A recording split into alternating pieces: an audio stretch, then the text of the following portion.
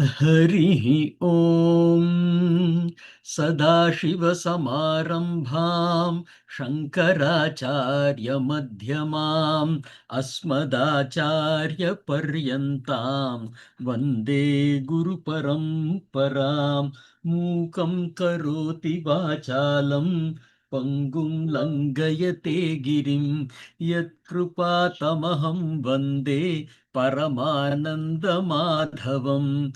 Om Sishyatma Samarpan Karpanya dosho upahata swabhavaha Pritchami tvam dharma sammuda chetaha Yashreyasyan nishchitam bruhi tanme Shishyasteham shadhimam tvam prapannam. Om. Welcome to the class, and we are going to start the 72nd shloka, which is the last shloka in this chapter. The shloka goes like this. Yesha Brāhmī Sthitiḥ Partha Nainam Prapya Vimuhyati Sthitva Syamanta Kalepi Brahma Nirvana Mricchati. Yesha Brāhmī Sthitiḥ. Yesha is this, Brāhmī, the Parabrahma, Sthitiḥ, position of, contextually, the state of Parabrahma. Partha, O Arjuna, son of Pritha, Nainam Prapya Vimuhyati. Na, never, Enam, this, Prapya, having attained, acquired or obtained, Vimuhyati, one is affected by the moham. As in, one is never bewildered. He is freed up from the bondage of samsara. Sthittvasya mantakalepi. Sthitva it is being in that state of realization, asyam, in this, antakale api. Antakale, at the end of the current life, api, as well or even, Brahma Nirvana Mricchati. Brahma Nirvanam attains the moksha, joins with the Parabrahma, Richati, one attains. So this is the way that Bhagwan completes this Sankhya Yoga. He says that once the person has attained this Brahma Nirvanam, he is liberated. That is the main message. But there are subtleties in this shloka, and we will try to jump more into that. Basically, Bhagwan concludes this chapter stating, O Arjuna, this is the state of Brahman. Having attained such a state, one is no longer deluded. Being established in this state, he experiences his final moment. Till he experiences his final moment, one attains the Brahman. This is the literal meaning. Even if one attains this state while in his deathbed, he attains the state of Brahma Nirvana. That is what is being said here. Na enam prapya vimuhyati. Enam qualifies this state, sthitihi, because we are talking of Sthitaprajña. Na, the negator should be added with vimuhyati, does not fall into the delusion. Brāhmī Sthiti. Brāhmī Sthiti is when the search ends in knowledge and knowledge stabilizes as identity. So if we totally look back from 256, we take 255 as the basic definition. First, in the 254th shloka, Arjuna asks the question, and then 255, the basic definition. So we start with 256. Between 256 and 268, Bhagwan had guided us towards how to master our own mind. While 269 stands out as a guiding vision to seeing 255 and align to the definition, in 270 and 271, Bhagwan emphasized the value of freedom from ego and identity. This state, as defined in 255 and 269, as guided in the other shlokas, is Brāhmī Sthiti. The Sthitaprajña is what the definition is for Brāhmī Sthiti. In such a state, there is a very good clarity in us that I am not the body. I am not the pranan. I am not the mind. I am not the intellect, the buddhi. I am the limitless awareness, which is Brahman. This is not a state of trance. It is not an experience. It is a firmness in knowledge, the right assimilation, wherein the right assimilation cannot be dualistic. It cannot be something like Atma, Anatma. That duality also vanishes. The wholesomeness, the oneness, the non-dualistic approach of the entirety becomes firm as a knowledge in one. That is what the Brāhmī Sthiti represents. Brace yourself for a deeper contemplation. Then he says, Brahma Nirvānam Richati. Richati. Bhagavan could have used any word like prapsyasi or gacchati or pratishtitah, etc. Literally, richati means to attain, to reach. The closest word could be prapyasi, which means having attained. The difference between the two is while richati refers attainment as a result of culmination, as in nothing new is added, prapsyasi refers to a completion of a process. There is a prior condition that is associated with prapsyasi, whereas in richati, it is the culmination of what we have got. The classic example uses the 10 students crossing the river. Say, if a student had wandered away and others put an effort to find him, the word prapsyasi would be appropriate. If the missing student was due to ignorance, as in not counting the one who was counting it, the effort to search the 10th student is all vyartham, is of no use. Merely the knowledge that I am the 10th person is going to give you all the 10 people. There is no further search that is required. There is nothing else that was even wasted. So that enablement is richati. So here it is not something that you have put an effort to get to. It is basically removal of the ignorance to see the one which you have not been able to see before. The term pratishtita indicates stability, firmness, and abidance, declaration of a state rather than the result. And hence, Bhagavan did not use pratishtita here. He had been using it before, because it was a conscious effort towards that. But herein, because he is talking about Brahma Nirvānam, he is not using the term pratishtita. Similarly, the term gacchati is, very naturally, it is a result of a movement, a targeted position being attained as a result of an effort. That is when the gacchati should be applied. So that is also not applicable. And hence, Bhagavan has very clearly used the term richati for this. This leads us to the question of what is Brāhmī Sthitiḥ versus Sthitaprajña. Arjuna's question was Sthitaprajñasya ka bhāṣā samādhistasya keshava sthitadīhi kim āsīta kim prabhāṣeta kim vrajeta is the way that he had asked the question. But here Bhagavan is closing it with Brāhmī Sthitiḥ. Bhagavan brings an emphasis here.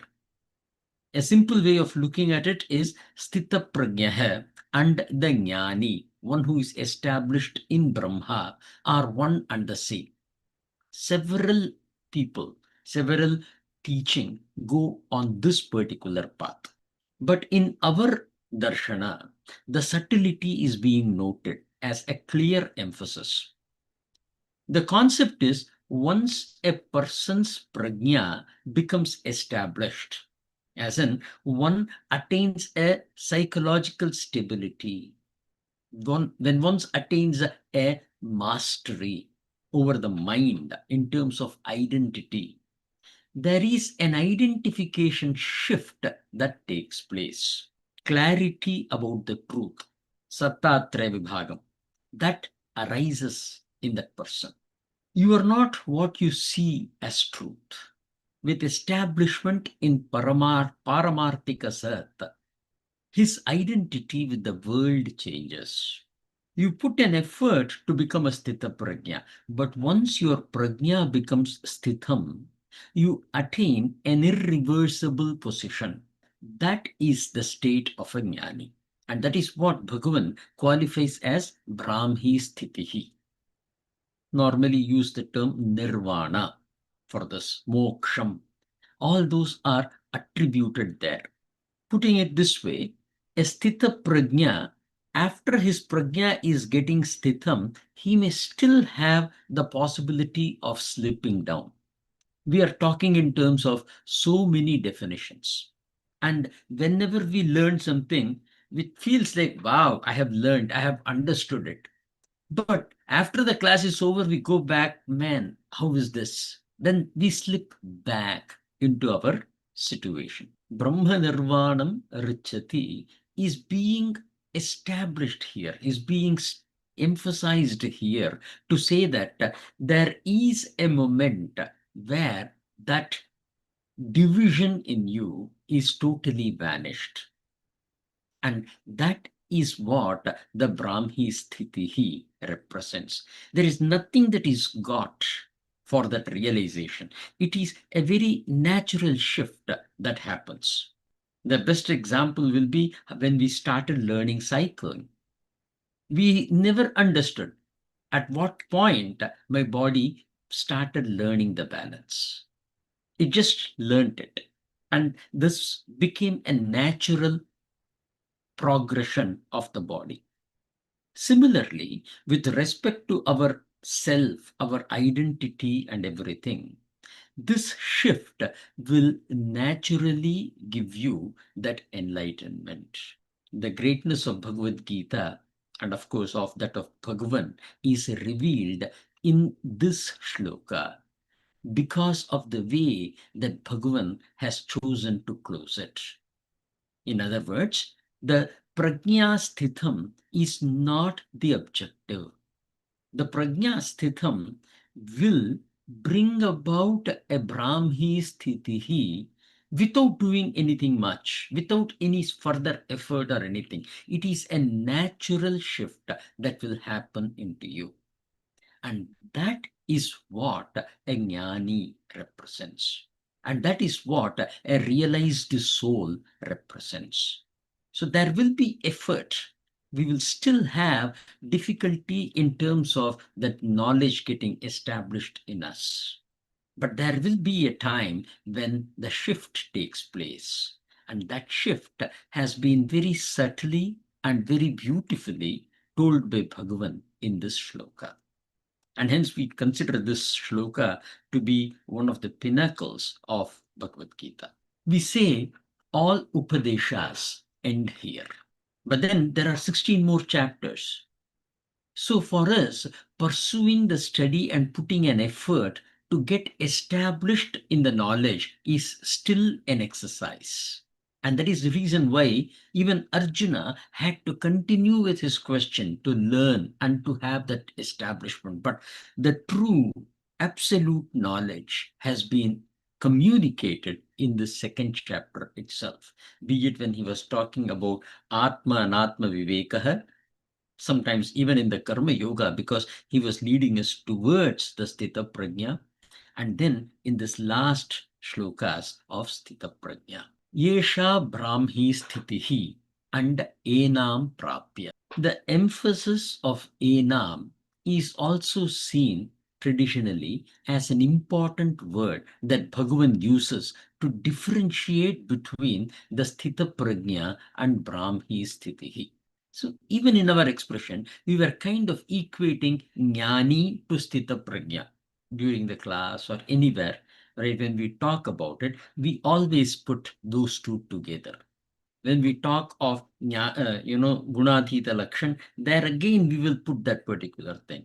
Kshetrajñah, there again we will put it together. That is for the convenience purposes. But this shloka is an underlying most important transformative area, which Bhagavan has given the clarity at the right time, so that when we are into subsequent chapters as well, you will have this clarity to say that all these exercises that we are going to go through is for our prajna to become sthitah, but it doesn't end there. That sthitham should become a Brāhmī Sthitiḥ.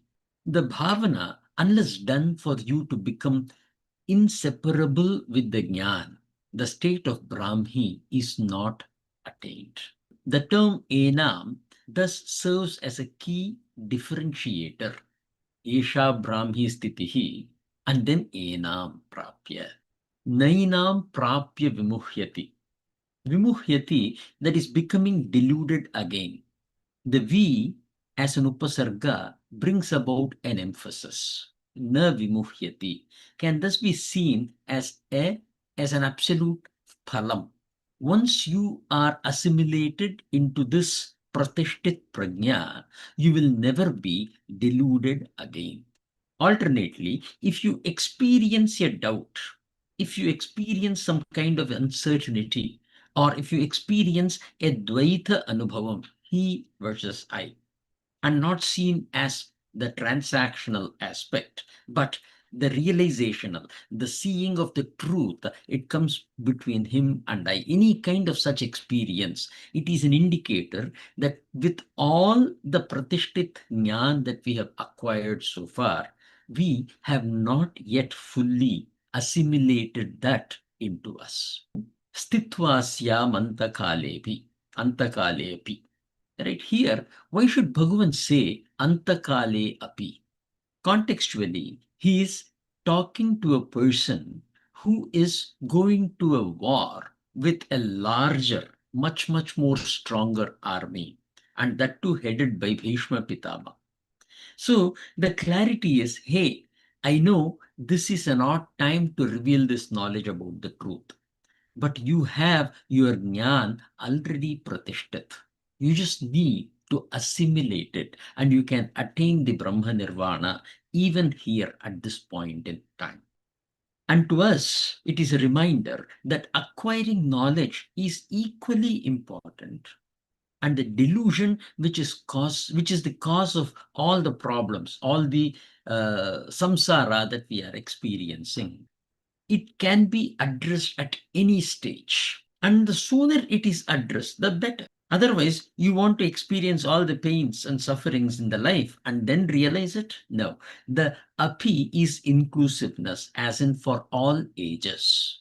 So anyone at any time can pursue this knowledge or this ability to strengthen the acquired knowledge into oneself.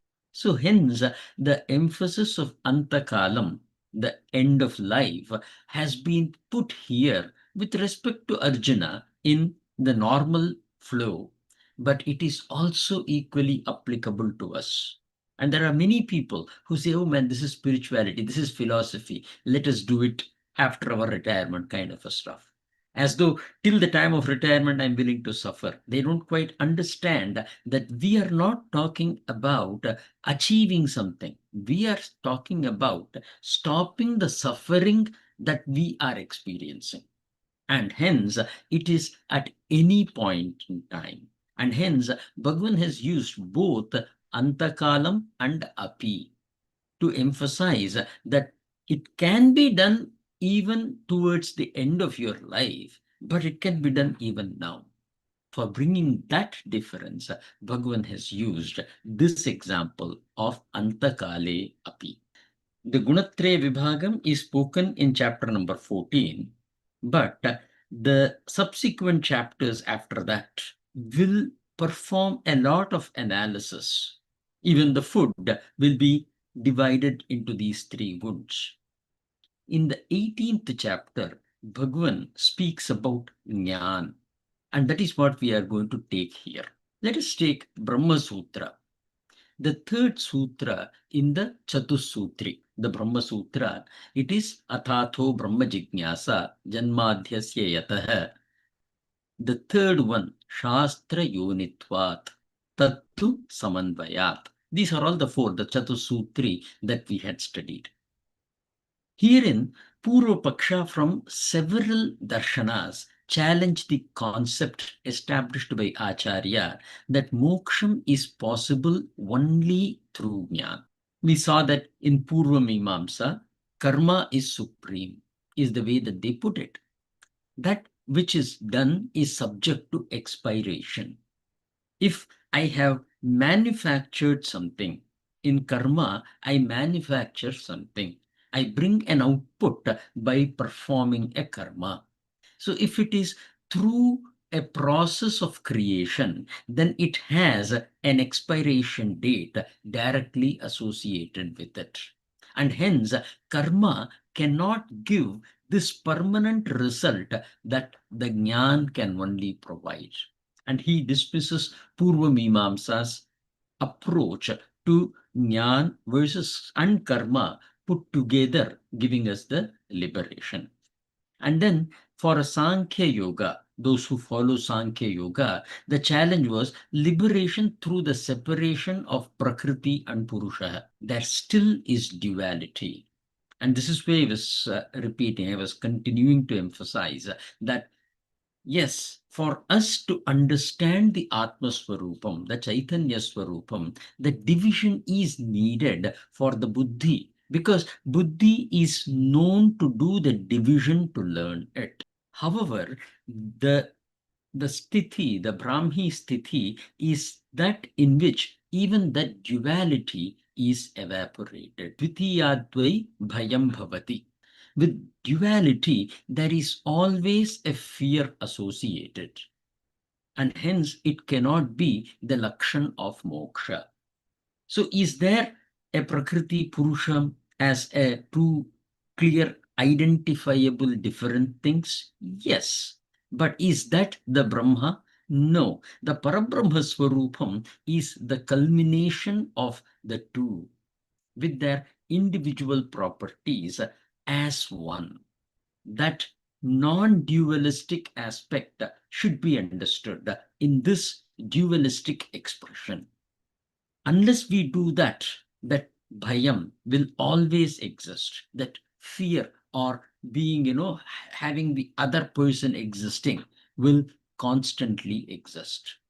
In the Brihadaranyaka Upanishad, the way that it goes is, Hiranyagarbha, he will be sitting and he doesn't know what to do. Ekakina ramate is the way that he says. Then he says, okay, why not I create something out of my own self?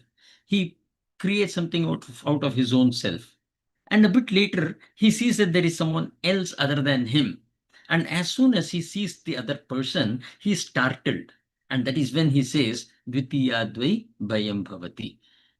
And then says that, oh, this is not a dualistic expression. It is aham brahmasmi. Actually, it is just me in itself expressing in this two form.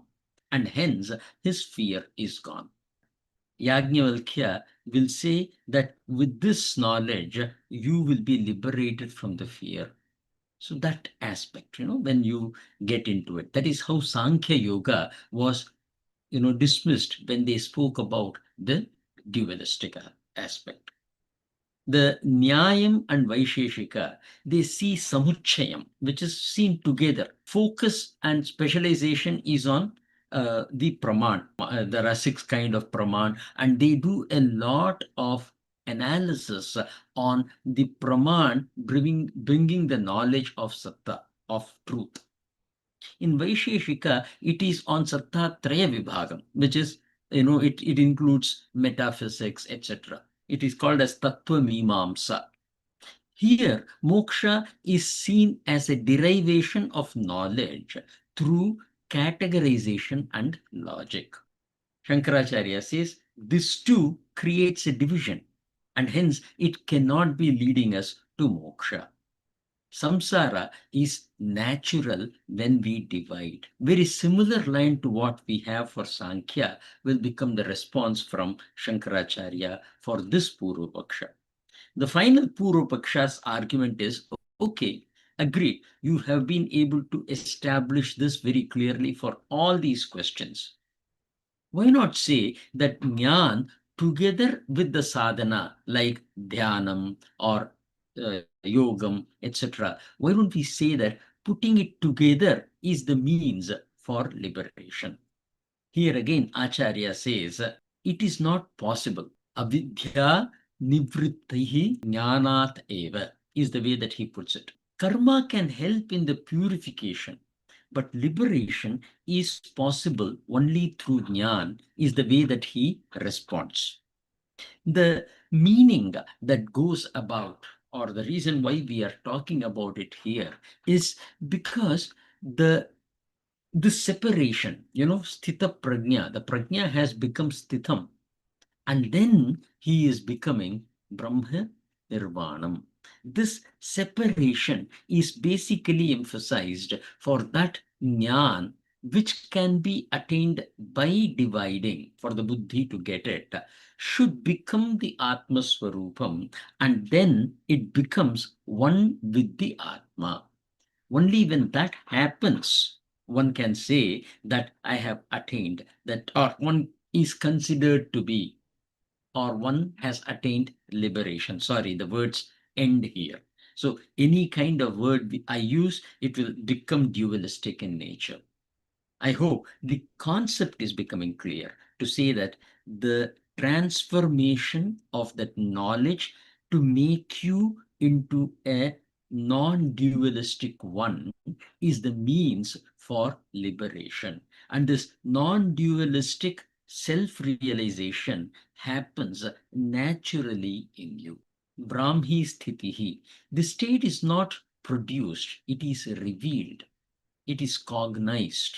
We don't even use the term recognized. The recognized is dualistic in nature, recognition. It is cognized.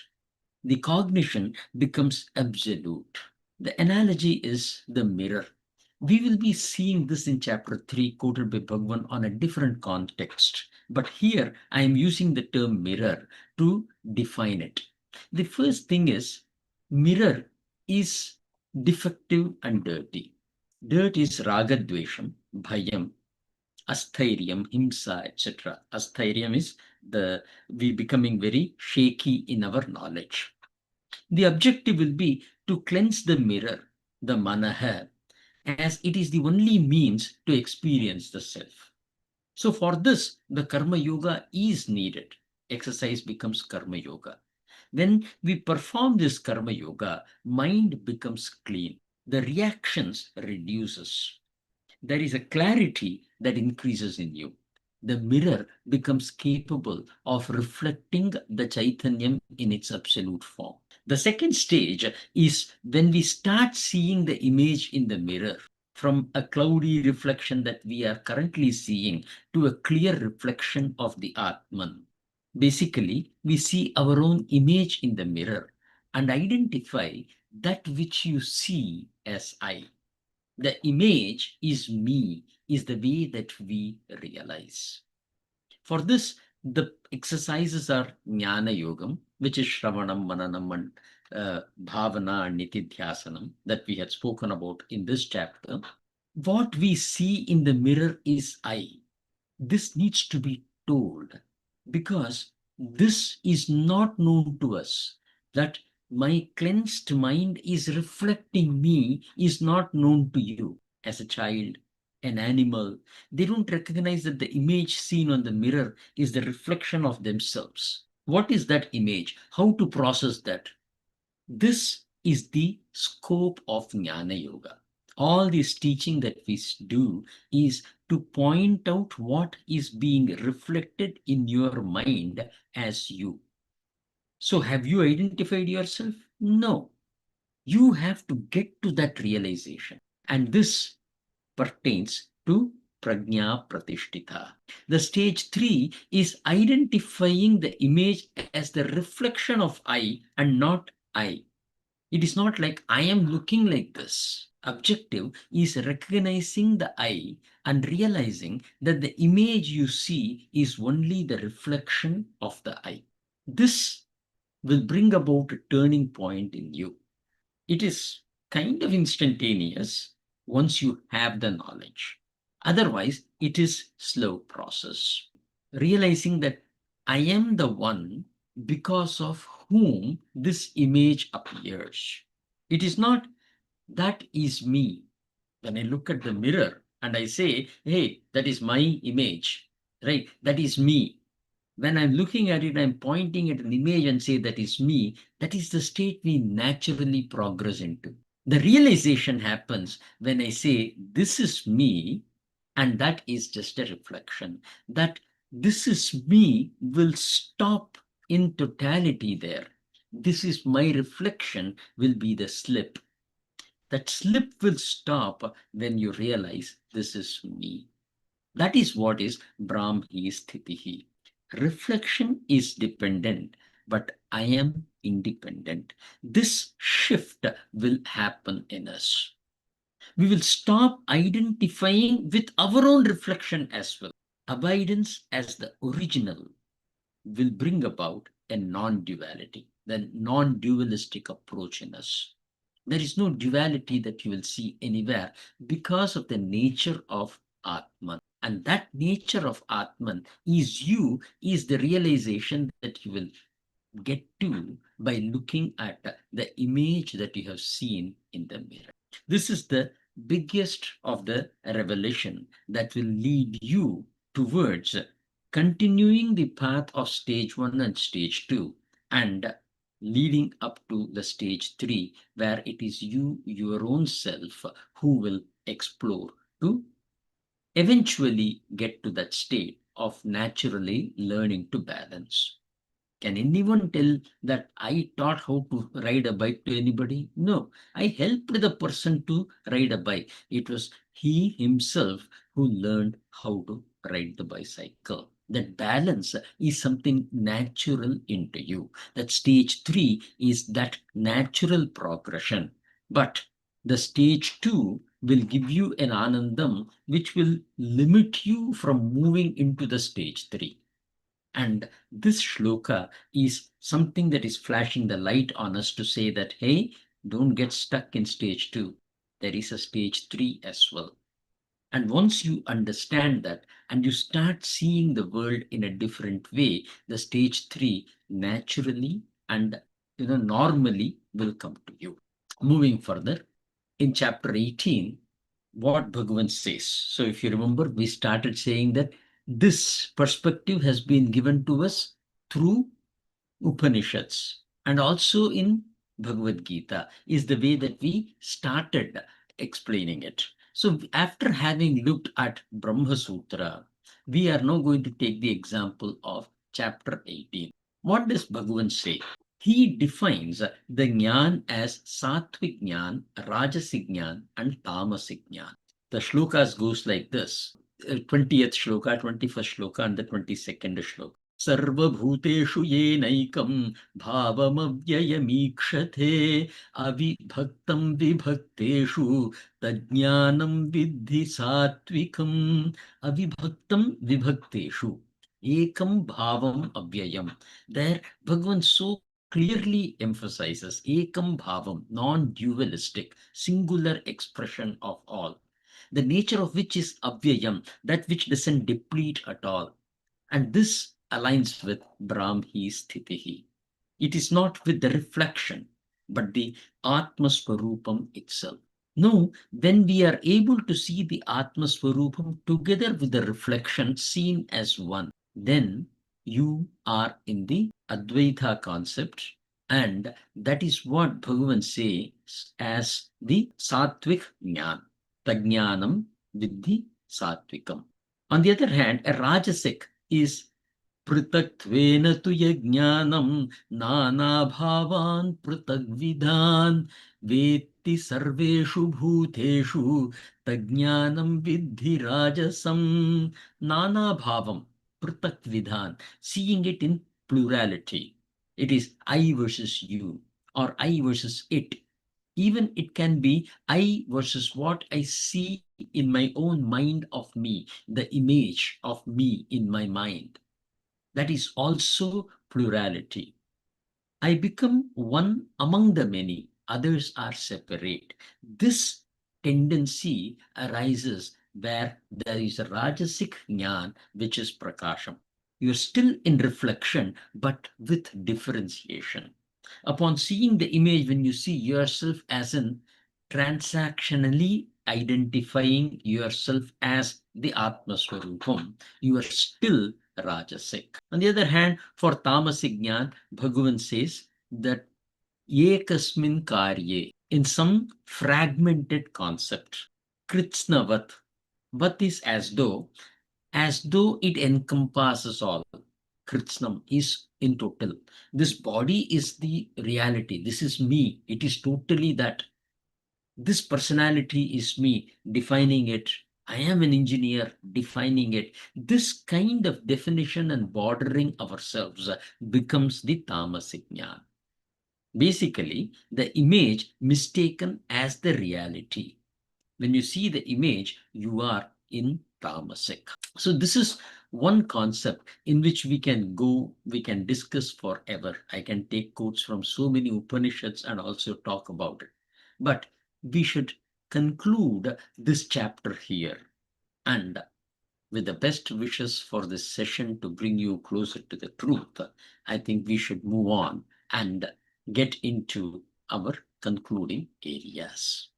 Before that, tradition says that we go into the Bhāṣyam. What does Acharya say here?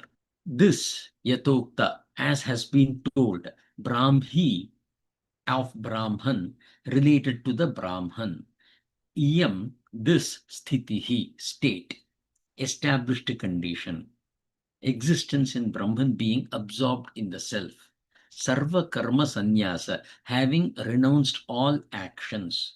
Brahma rupena eva avasthanam. Here, sarva karma sannyasa must be understood. We have spoken about it over and over again. So, just to tell it once more, that when we say sarva karma sannyasa, it doesn't mean that you don't do anything.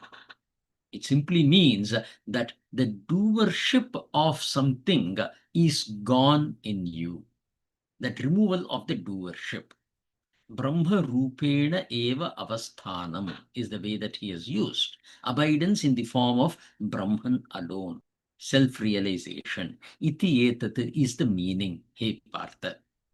Na yenam sthitim prapya. Having attained this state of Brahman, vimuhyati na moham prapnoti. One does not get or reach the moham, the delusion in us. Sthitva asyam sthithau.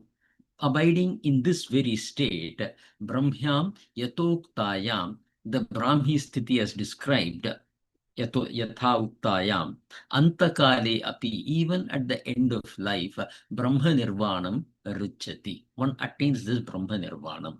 Kimu vaktavyam, what then needs to be said? That is, it goes without saying that brahmacharyad eva sanyasya, one who renounces from the stage of brahmacharya, yava jivam, for one's entire life, yo brahmani eva pratisthate, one who is firmly established in Brahman, sa Brahma Nirvanam Richati. He certainly attains the state of Brahma Nirvana, is the way that Acharya has given his Bhāṣyam. This is not to judge me, but this is again something that might help you in understanding yourself and realizing that you are seeing the image, or are you seeing the self, or have you realized the self.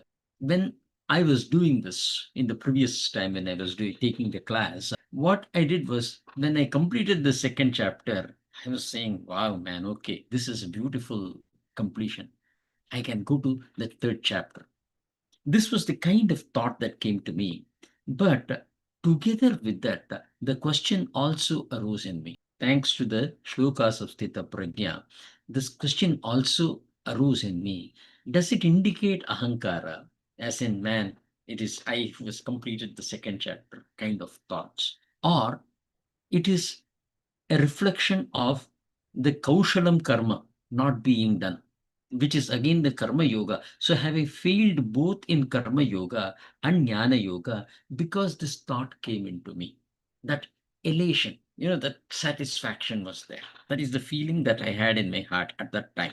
I had to really contemplate on this for some days, maybe few months also. I don't remember the time frame. We are talking about 15 years ago, right? It is like, it was definitely something that was continuing to have in my mind. Then these are all the realization. A, that such anandam, that, what do you say, that feeling of joy that arises in us is not a problem. Whenever you experience the sense of identifying that self in you, this kind of a joy will arise. Remember, this is not a problem. This got reflected again into me when I taught chapter 16, Abhayam, right? When I used to talk a lot in that Abhayam sense. This is also equated in the sattvic joy, which we will speak about in the 18, the Sukham. The feeling of delight became, which was kind of, is this the right feeling? Is the thought that came into me. Is it ahankara bhavam? Is the first thought. Even if it is subtle, whenever the thought arises, like I have done something great, I have progressed, this is my achievement, then the downward spiral begins. If such a thought does not arise, that is, when it is just a natural response, as in it is a joy that this body is experiencing, then it is a playful experience with my own manaha. I am not associating myself with that feeling of the manaha. Okay, the manaha was feeling very happy that it has helped in us progressing to this particular level. If that is the bhavam which is behind it, which is going to be the foundation to my thinking, then this is to be taken as a prasada. And just because I questioned my own self, Shastra says this is not ego dominance. Rather, it is the vivekaha that is giving birth. That ahankara bhavam should not become a seed into you. There will be a natural response. Don't resist it, is the main thing that I want to bring with my own experience. The second thought I had was around when I was doing this, taking this class or whatever at that time, right? Did I miss in the karma yoga? The Kaushalam karma became the challenge. Is that something that I missed out on? That my attitude was not karma yogic, which is Ishwararpana buddhi and Prasada buddhi. Now, given that the effort increased, the observation and the self inquiry arose, that in itself inside me took me to the famous Mundakopanishad mantra, Pariksha Lokan Karmachitan Brahmano Nirveda Maya. And this Pariksha Lokan, I am still examining. This is absolutely a Kaushalam karma because it is only leading me to further examination of this loka. Perhaps even a more refined karma yoga and not a fall from it.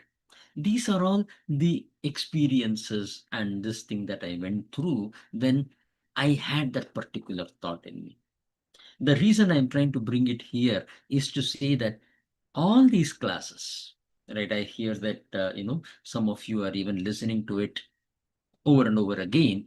This will bring about such kind of challenges, such kind of thought into you. If that brings about the thought, ask where is the seed? If it is a natural expression of the Prakriti Kamsam, which is the manaha, which is the body, which is the intellect, then it is an experience that this body is going through. That's all. And whenever you put an effort into something, and in that effort, your main objective is to learn more, is to examine, to understand, and slowly assimilate things into what you have learned. Then remember, you are in the path of Kaushalam karma, doing your karma in the best of the way. That is karma yoga. and it is not a fall from it. So I thought I should share this. When I was writing about this thought came to my mind, and I thought, yes, it is very important that I communicate it. And if it helps you in your progress, then it is a blessing.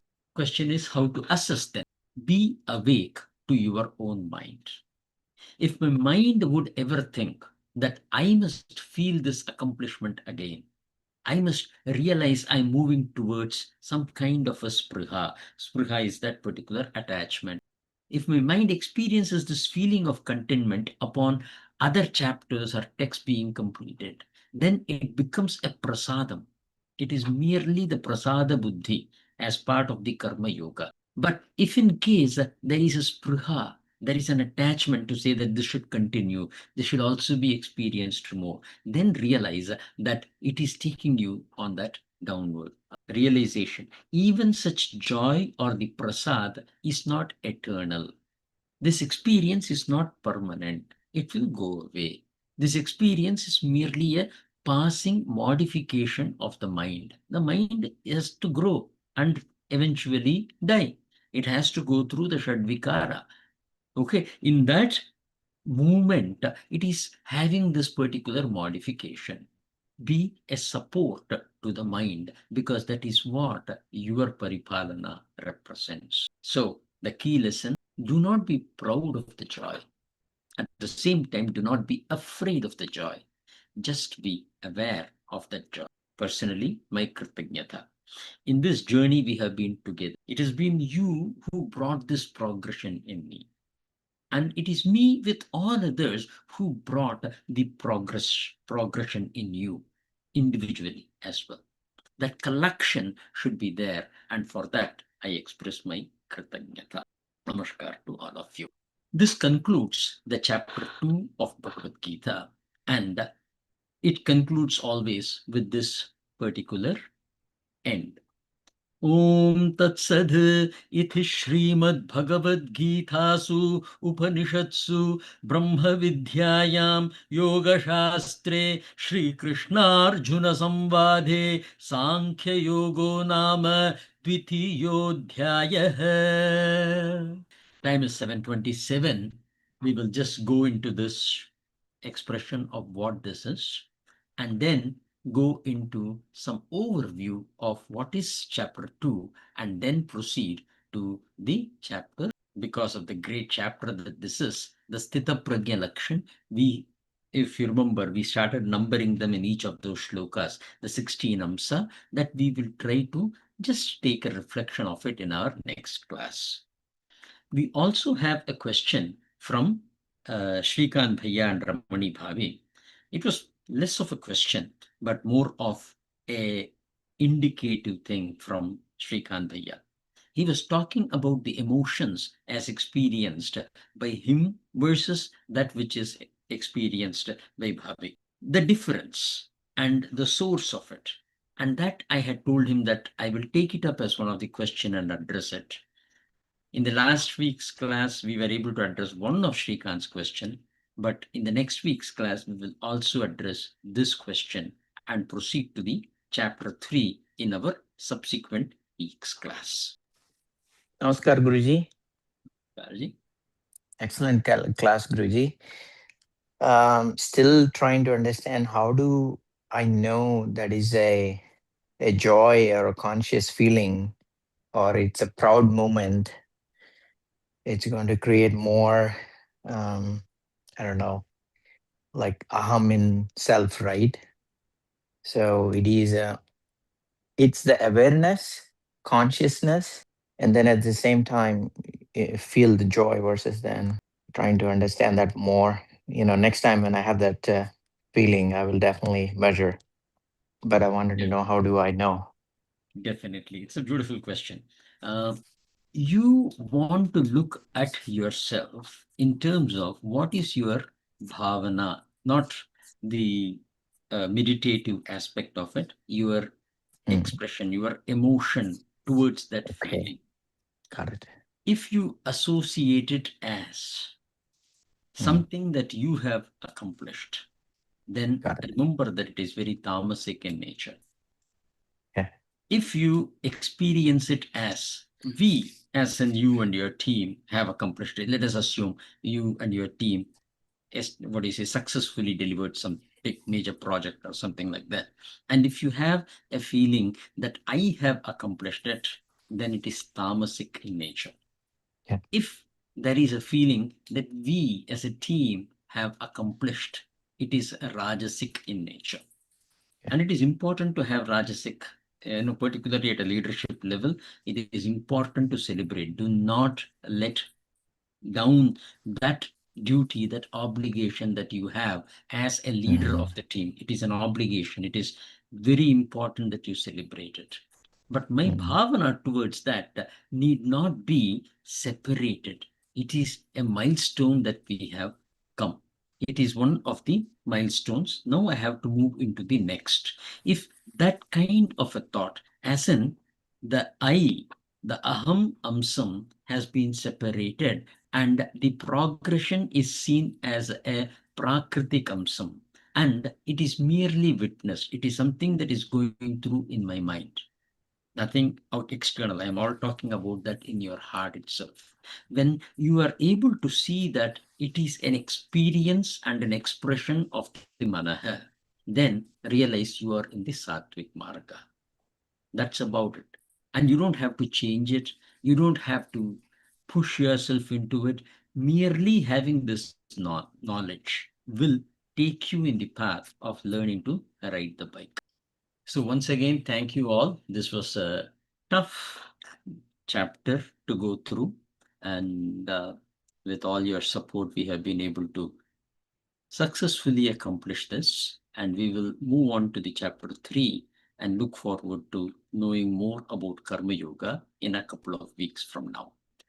Harihi Om Purnamadah Purnamidam Purnat Purnamudachyate Purnasya Purnamadaya Purnameva Vashishyate Om Shanti Shanti Shanti Hari Om Tat Sat.